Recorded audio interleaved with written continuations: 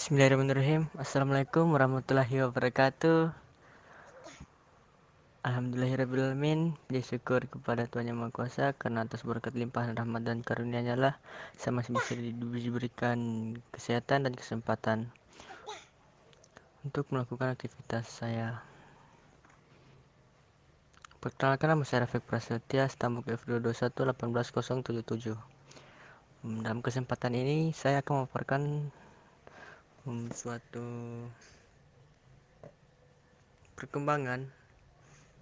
sesuatu mengenai perkembangan arsitektur fungsionalisme dan kubisme. Sejarah perkembangan arsitektur modern fungsionalisme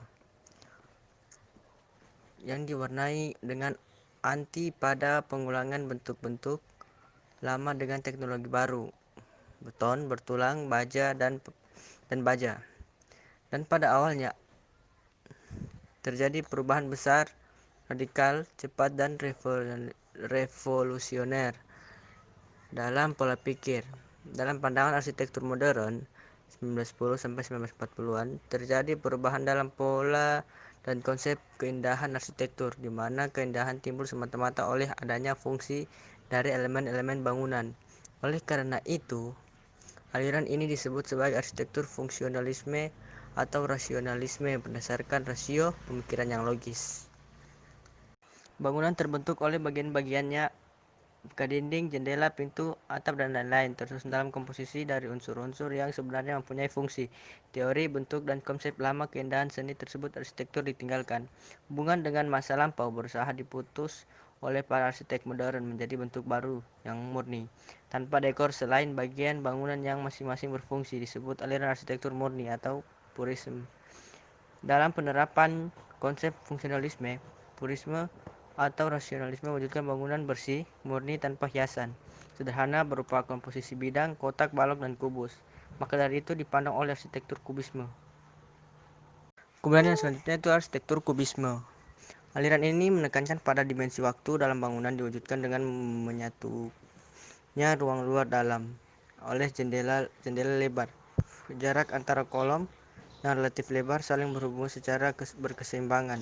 Berkembangnya fungsionalisme atau sering disebut pula rasionalisme ke seluruh dunia membuatnya disebut langgam internasional atau international style yang sangat erat terkait dengan perkembangan arsitektur modern berikutnya.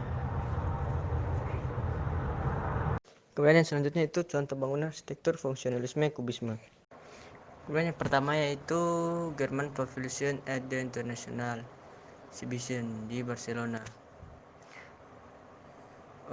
Pada bangunan ini semua dinding, jendela, dan pintu utuh dari atas sampai bawah membentuk bidang vertikal, atap datar, dan beton bertulang berwarna kontras dengan dinding dalam komposisi keseluruhan menjadi unsur horizontal, seolah melayang ringan di atas dinding kaca dan marmer. Selain itu, kolom di dalam dengan karakter dan warna air juga menjadi elemen bidang horizontal dalam komposisi ini. Dalam rancangan terlihat sederhana dan kemurnian dan kesatuan ruang luar dalam komposisi balok, kotak, dan kubus. Hubungan antara ruang dalam dan ruang luar salah satu ciri khas dari arsitektur kubisme, dikuatkan dengan pintu jendela lebar, luas, dan transparan.